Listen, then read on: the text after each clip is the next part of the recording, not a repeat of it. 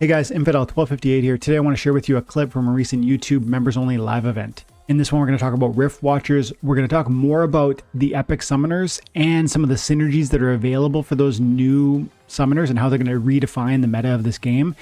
But it's not just me discussing the issue. It's myself hanging out with Tails from the Crypt Mancer and Isaac, who's one of the Time and Attention co-leaders. And so it's nice to get these dissenting opinions at times, and I love it. This is a great conversation. You're not going to want to miss it. Stick around, stay tuned, like, and subscribe. Have an amazing day. God bless. I guess just let me say, like, officially, we've been talking for 10 minutes already, but thanks, man, for last minute just kind of coming to hang out tonight. I'd love to hear, and I'll pull up some of the art, and you can see what I'm looking at too. But I'd love to hear what you think about some of these summoners, and I definitely think a couple of them are strong, and I think, you know, I actually am of the opinion that one of them is possibly overpowered, and I actually think four of them are probably really underwhelming, or at least not excellent. Let's put it that way. And then one of them's quite good. And so I'd love to hear what you think about those things. Did one of them strike you as particularly powerful, or maybe one that you thought was absolutely kind of worthless? Well, I mean, for me, there's two that jumped off the page a little bit as far as, yeah, these are two that I'm definitely going to want to level up as soon as possible. Mm-hmm. And before we get into that, I would just say that, you know, cards, even with stats unveiled like this, can be deceptive. Sure. Because you really don't know how they play in the game or with, you know, what's coming in the rest of the Rift Watchers set, for example. So it might be premature to say this is a success or this is a failure of a card. I mean, I know when Chaos Legion came out, like there was a lot of cards that I underappreciated that I didn't really get a level of, you know, respect for until I played with them and really understood how they would be used. Things like Jin Murat, I definitely got wrong. Mm-hmm. Cards like the Mir Dampier, while it's situational, is definitely also very useful. And these are cards I just totally wrote off. Like, these are like crap garbage cards, right? These are like Waka reincarnated, and you know, they really aren't. And so I think we have to kind of, you know, preface that anything we're talking about today is just, you know, first impressions, right? Let's verify it. You know, I think some of this will still go through QA testing, and they might tweak stuff before they roll stuff out, you know, here in the next, I guess, week or so, week and a half. But for me, the two that popped, one was the Earth summoner with close range. Just give me a close range, I think would have been fine for me. I know Matt said he gave it the extra health because he thought close range wasn't enough. But I had made a video on this about a month ago talking about, I thought it might be the close range would be one of the abilities given to the legendary Earth summoner that we were looking at with Chaos Legion, because there was just too many cards that they had released, and from a rewards card and Chaos Legion legendary perspective, that were, you know, not even usable for the most part. I'm really talking about the Venari Seedsmith and Eyes of the Fanged specifically, that really become instantly usable with a summoner with close range. So for me, that makes it an interesting, because I don't have like Prince Renan as an example. That was before my time. That's way too expensive for me to get. And I also don't even have Selenia Sky for a dragon perspective. So I don't really use ranged units that much. Even with General Sloan, you know, I'd rather use Wraith. So here, I mean, you know, Mythica Headhunter becomes super good. Even the Goblin Tower, really solid. Even though it's got 1 speed, it's still, you know, a stopgap. So you can now really build a range-based Earth team that's competitive. Obviously, you wouldn't have to go all range, but you can definitely sprinkle in some stuff and make a very solid team. Now, the other card that I like is the Dragon Summoner, which I think is Sis. I don't know. I was calling it this spell. I think that first S is probably quiet. Yeah, probably. So Thispa here, you know, that phase on a dragon team, it's not neutral, right? Obviously, but dragon gives you so much flexibility. So if you look at cards out there that, you know, that you say, wow, I just wish this had a little bit more magic, you know, ability for defense. This card would be great. I'd use it all the time. And, you know, cards that the card that immediately popped into my mind, and you know, there's a little bit of I guess a secret here from my perspective. It's not going to be a secret for very long. Is, you know, Phantom of the Abyss Can you Mm, imagine Phantom of the Abyss as a tank in the Enrage rule set? yeah, It makes the Nightmare look, you know, not even super great. I mean, because I I mean, you've know. got 6 speed with flight with dodge, and then you enrage that, and now you've got phase. Yeah, Oh my gosh, that's gonna be a beast of a card with that totally. rule set. As an example, even cards that aren't really used, too much could be helpful here. You look at, for example, Venari Knifer on the Earth team. That all of a sudden becomes maybe a viable tank to use with Dragon now, potentially in those mid mana um, matches. So, cards like that, and even going back to, the Earth Summoner with close range. Can you imagine um, Cornelius as your off tank now with Magic Reflect, Return Fire, and Thorns with a self heal? Hmm. That's going to be an interesting card as well. So there's so the meta just changed instantly Yeah, when all this stuff was dropped. And again, like we talked about before the stream, we haven't even really seen Lux Vegas stats, what that card is going to be. It's going to be with us in about a month or so. yeah, What that's going to do. We still have 3 more legendary chaos summoners that are coming out. That's going to turn things totally probably 180.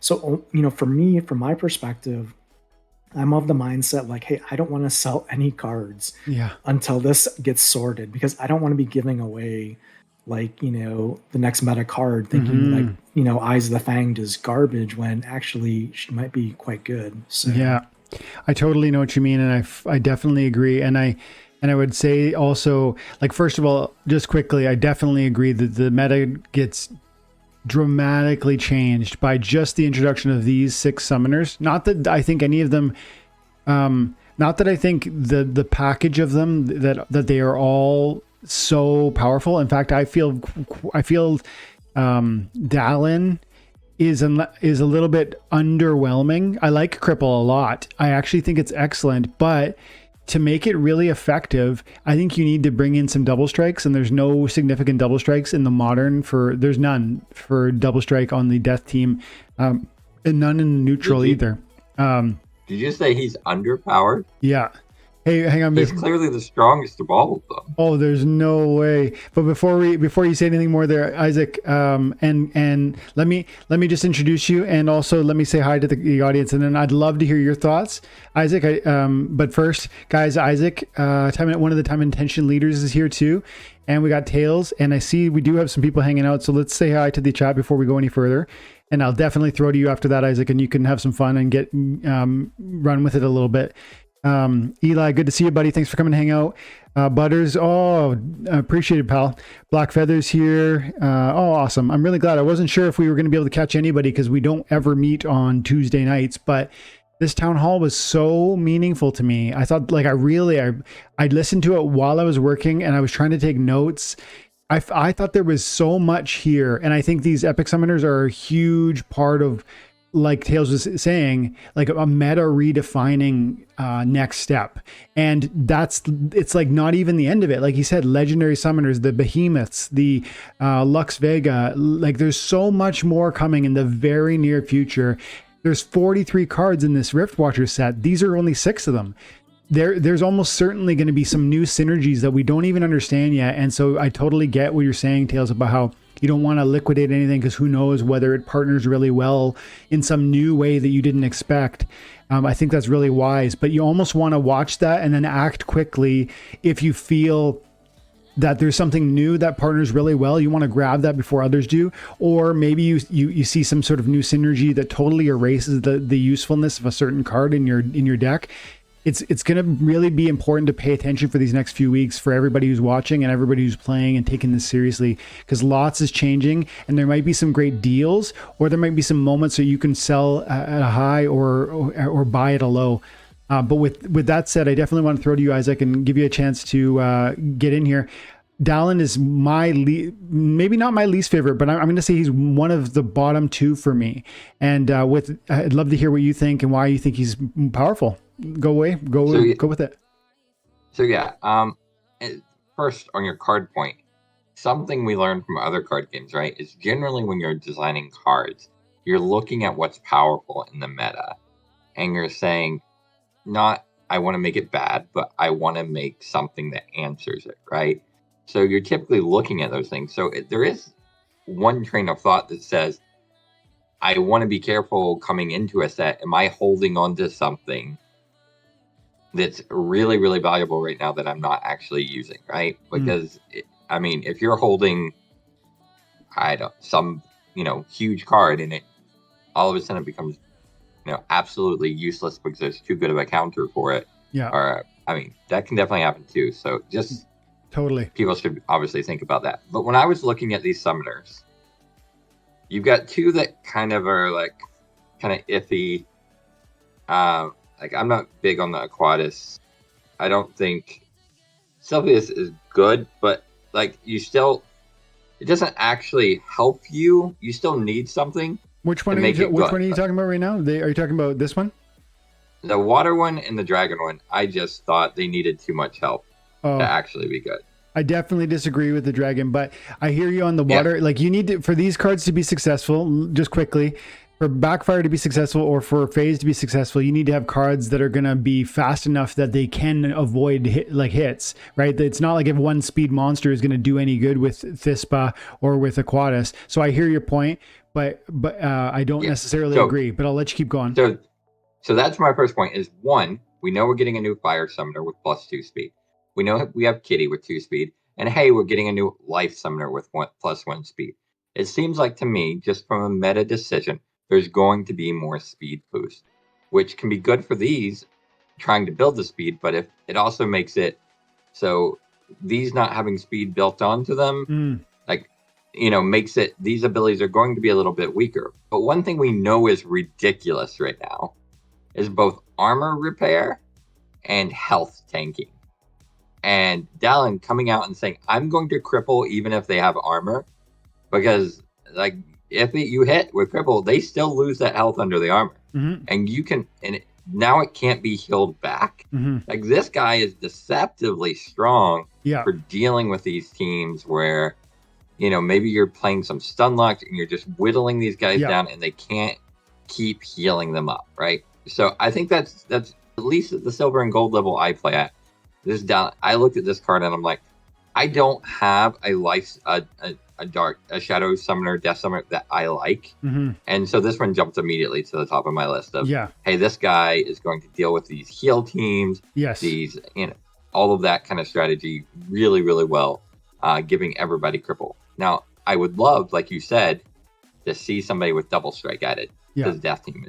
That's a card I'm keeping an eye out for, but even as he is now, I feel like death can put a lot of, affliction. They can do a lot of things and that, but this is, they got stun, they got sneak, they got some other cards that already have cripple at high enough, but you don't get, I guess that's the thing, in the silver and gold levels, you don't have cripple. There's not a lot of cripple cards that you have access to.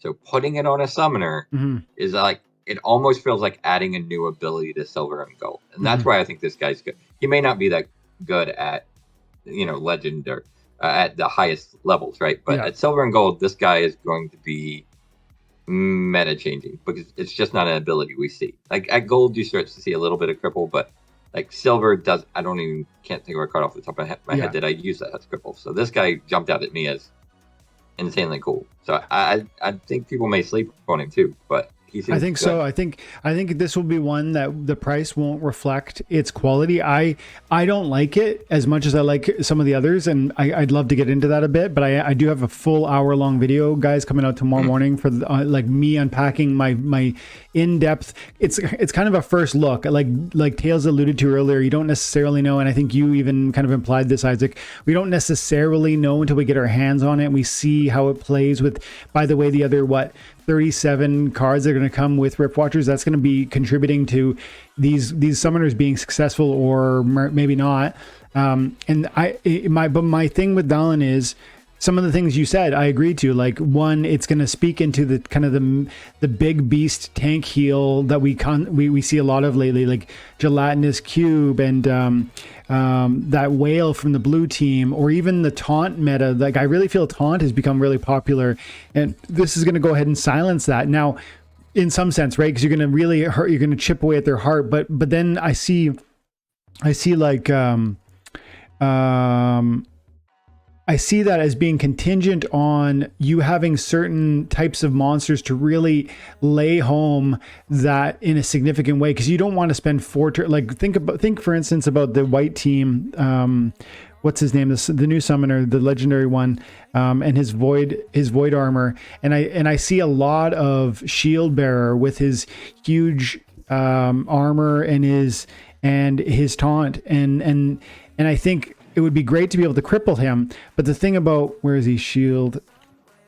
The thing about shield bearer. Why is he? What am I? Oh, I'm looking at. There we go. There he is. The thing about shield bearer is that he's, even though I'm going to be crippling that 10 hit points, and that is so important. You're right.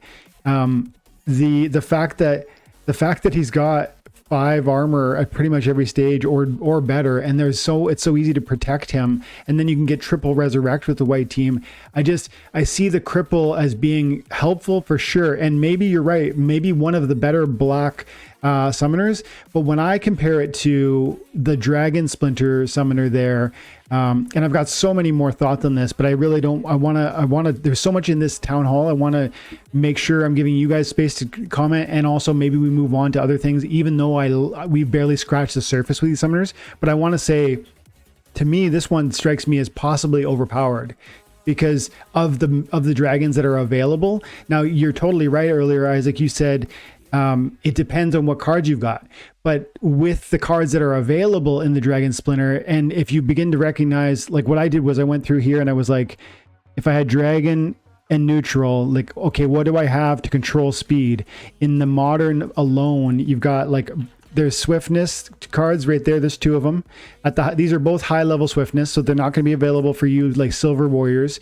And then there's these slows that are effective at gold or diamond.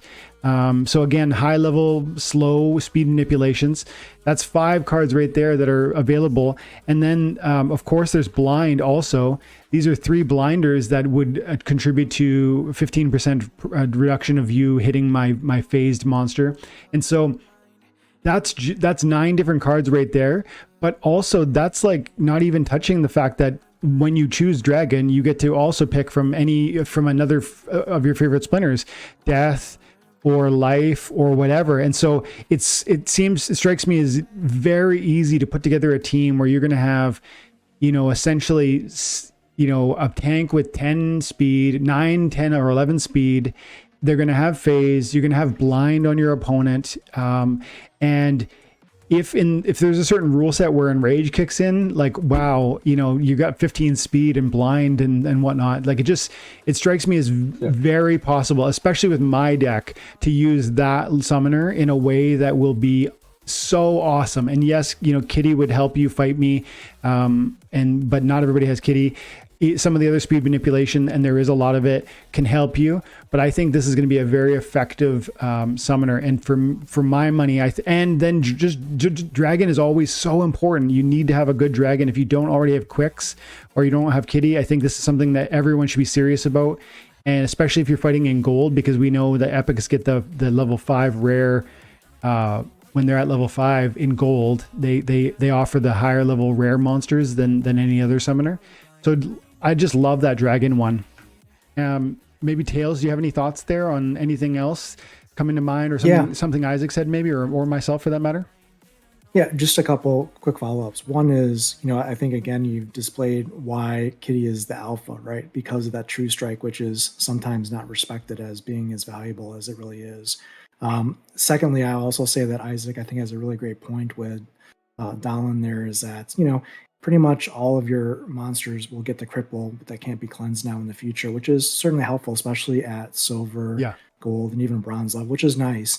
But I think what we haven't talked about is the difference between the 3 mana rare dice summoners and these 4 mana epic Riftwatcher summoners. And here's kind of where I'm a little torn on the summoners here, because yes, I think there's definitely some winners here in this list, but I kind of felt a little underwhelmed by the release here, because they're 1 mana more than dice summoners. They're also epic and not rare. And if you compare them apples to apples, or at least on paper, what I noticed was the abilities that the dice summoners had, for the most part, impacted the entire team that you could plan for. And what do I mean by that? Lorna affects all your monsters defensively on your team with that protection. Mylor protects all your monsters defensively from melee. Ouster protects all your monsters defensively from magic. And then you've got Brighton, Earthquake protects all your monsters from Earthquake. And Quid gives, similar to Dallin, gives all of your monsters the offensive piercing ability. Really, the only poor one is maybe Vera here. But that being said, the impacts of these 3-mana rare dice summoners, are so meta because they're always on. As the summoner that you're bringing, why you're bringing them, what your opponent might field, and how effective they're going to be. The problem when I saw the Riftwatcher summoners is I didn't feel like the impact or the team, not synergy, but a team effect was as great. Like for Backfire, for example, Backfire without like a speed boost or anything to go with it is limited, right? It's limited because it requires you to first get that dodge, which is not guaranteed. Mylor, for example, you hit him with melee, it's guaranteed you're going to do damage, at least before Reflection Shield, right? Same thing with the Enrage with Scargor here. Enrage really is only super beneficial if you're a melee unit. And again, it requires you to be hit. And then it requires for that melee unit to then be able to strike from whatever position it is in. So it's too many ifs for it to be effective. I just want something that always works. I want something that's dependable. If I'm spending 4 mana for an epic summoner, I want to make sure I'm getting value from a mana perspective on my team. I don't want something where I have to, it to go through a bunch of if conditions if you're a programmer for it to work, right? I would just want it to work.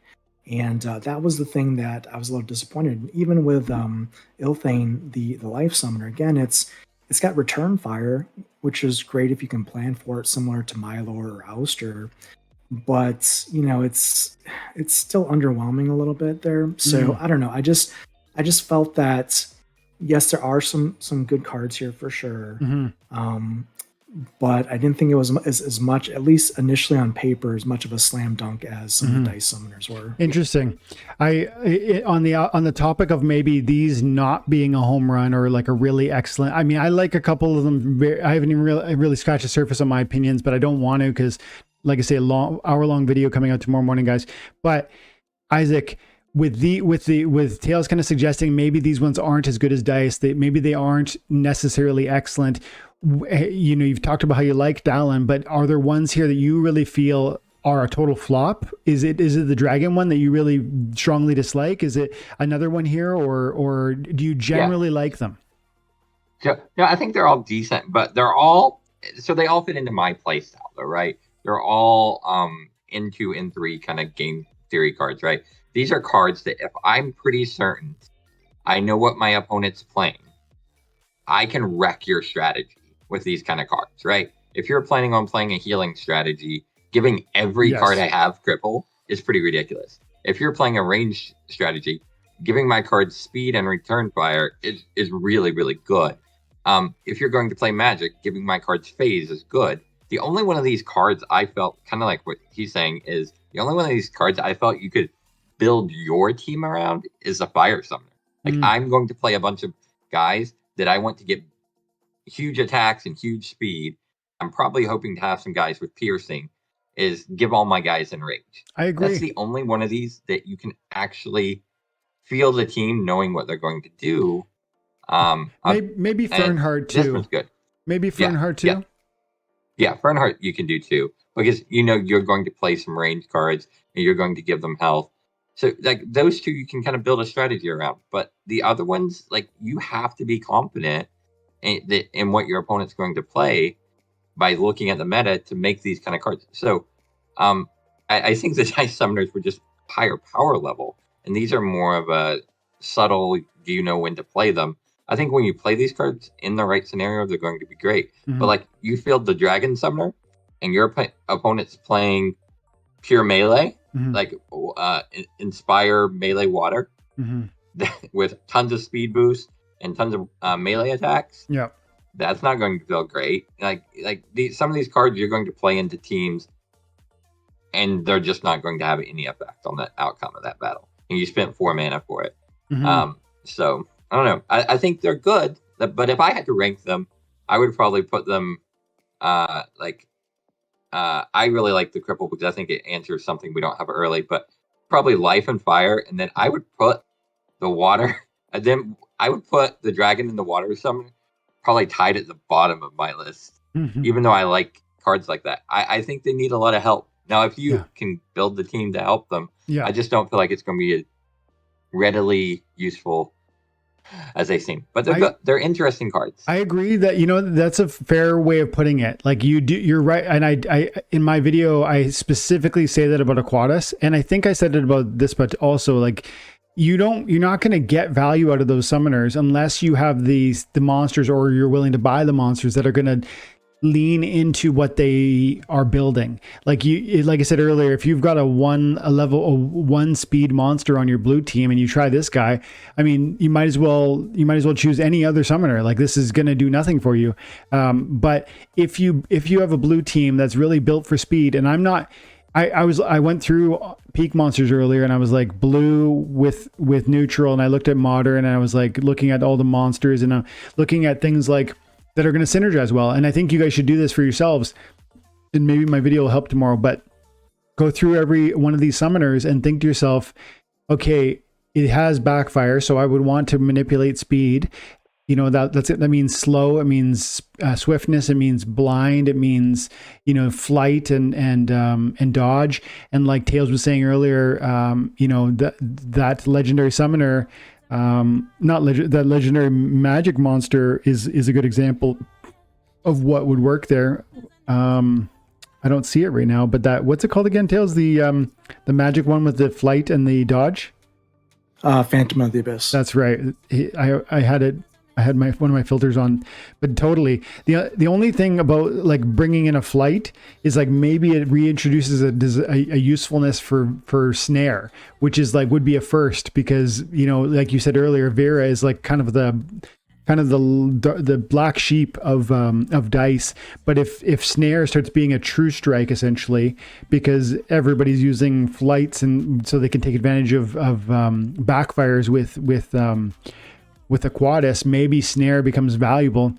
But that's the cool interplay of this game too, right? It's like this evolution of meta, and that's why it's so important that you kind of pay attention, because I think there might be cards. I think Oceanus, you were talking about him the other week, Tails, but Oceanus might have gotten like yet another buff in a sense, because this summoner does lean into this kind of kit, right? 5 speed out the gate. Already has phase, so that means that it can also dodge magic and then backfire on magic now. I'd say that's a really great start. That's one card that we probably mostly all have, and I would argue that this summoner will work well with it. And if you can bring any other slow or speed manipulation or blind to the table, you can create something that might work and synergize well. And that's the interesting thing. But you guys are both saying, and I definitely agree, these guys require kind of a thoughtful new approach. You can't take Scargor and just use whatever you were doing with Tarsa.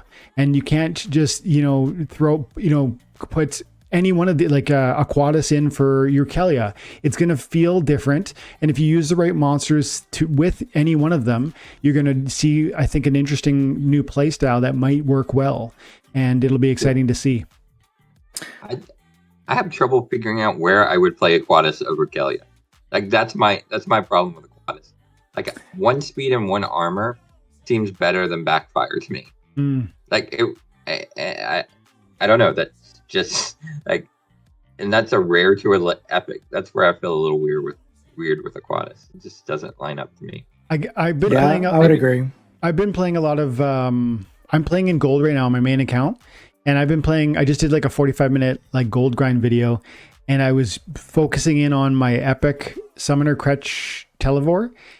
you guys know, and I'm sure everyone here knows, but like you get that extra summoner level when you use a an epic summoner. And so all of these epic summoners are going to have at gold level are going to have a unique advantage with the rare summoners that they're able to put on the market. So one thing you would think about to answer your own question there, you could go in and you could look at, let's look at regular foil monsters. You go to blue. So you look at your water team and you just look at blue rarities, and you can actually ask yourself, like, of the blue cards, if I play in Gold League, the blue cards in front of me, do any of them have significant price or sort of ability differences between the level of 6 and 7? Because an epic summoner is going to be able to play this level 7, and a rare summoner is going to only be capped at this. And that can be a huge difference. Look at this guy gets retaliate. That's a big difference. And so if there are going to be moments where I think Kelia is I think she's really strong. I mean, it's apart from legendary summoners, I think Kelia is like up there, really quality. So I would say I maybe agree, but I almost would want to say that I think Kelia is quite strong. And so maybe that's not like for a brand new summoner to compete against, maybe she is better, but I would say that Aquatis will probably have his niche too. And epics are gonna, it might pay to have both if you can financially afford that. Yeah, I guess what I would say is I look at Aquatis as the offensive version of Kelia. And when I say that, I mean is if you build a team built around speed and the backfire meta, water is uniquely equipped, especially in the modern league, to excel at that. So where Kelia is defensive with the speed and the shield, Aquatis gives you, like, if you look at like a potential lineup, you've got your Diamond Shark with Enrage, which gets speed boost. You've got your Blind on your Flying Squid. You've got your Swiftness on your River Nymph. You've got your Pellicor Bandit with 6 speed and flight. So, and you can put, your Venari Waysmith in there to get your Kelia shield back as an example, just to cover your bases. So you can build a team that instead of putting the shield up there, now you've got backfires, extra offensive damage, and you're still paying the 4 mana cost. You just have to build your team around the speed meta to make it work. So you mentioned the Flying Squid, and it has that blind, which is, so you're right. So that is going to blend really well with the new summoner. And so again, I think it really it comes down to, I guess, the cards we own and the ones we're willing to buy, and the financial commitment maybe we're willing to make if we don't already have these assets. Because there's ways to, I think, build a blue team that would really crush with Aquatis. I think a Flying Squid is part of that picture. But maybe Kelia ends up being superior still. I feel Aquatis is like in the middle of the row for the new summoners. And for me, the tippy top was actually the dragon and the fire. And it seems like you guys don't maybe like the fire. But I just think, or maybe I'm putting words in your mouth. If you guys like the fire, let me know in a second. But I just think that there's a lot of monsters in here that, equipped with Enrage, would just be so changed. And Retaliate is one ability that if they have intrinsically, I think that's the word I'm looking for. If they already have Retaliate, I think they're going to really benefit from an Enrage summoner. If they have Piercing, they're going to benefit from an Enrage summoner. And I think I really like that Fire Skargor for the Equalizer rule set, because I mean, holy cow, Exploding Dwarf with Enrage on an Equalizer rule set when he has more than 1 hit point, he's going to be doing 15 damage if you get some Inspires out there and you get the Enrage happening, and he's going to Retaliate and Trample and Pierce and Blast damage. But you have to be a wild player. You have to have an older card. It's if this and if that. It's quite situational, I'll admit. Yeah, I would also say, Dwayne, if you look at some of these combinations, like for modern, Phineas Rage is excellent. And he's also very, very excellent with Conquer Yasik. And you've got the 10E Striker as your backline defender with that dodge. If similar to a Pelacor Bandit, once they get enraged, they become very difficult to hit. So there's a lot of new combinations and teams. And this is what's exciting, is that the game has changed so much just since January of this year, and it continues to evolve, and not just from a card perspective, but how we play the game. The rewards we get, brawls are going to be changing, tournaments are changing. There's so much coming to the game that really, if you've been here just since, let's say, the beginning of this year, the game that you end up playing at the end of the year is going to be so different. One more thing, and I'd love to hear your thoughts on Fire there, Isaac. I also think, interestingly, Enrage, it might not come to mind right away, but Enrage isn't just for melee monsters, right? It's going to give you a 50% speed buff. So cards like Almo and Efreet Elder and Chaos Agent, who already have phase, Almo has it at level 2. Efreet has it at level 1. Level 6. And Agent has it at level 6. So if you're playing at those various levels, that could be interesting, because they take one hit of damage and suddenly they're going 10 speed, or like Almo goes from 6 to I guess 9 speed if it gets hit at level 3 or higher, and it really could lend to what it's already doing. So I think there are some interesting synergies that I'm imagining, and then there's probably a ton I can't even imagine, which is cool. I put out a poll in I think we only have a few people here, but let's see. I'm going to end poll. I put out a poll to see whether they like the best epic Riftwatcher summoner, Dragon, Earth, or Death.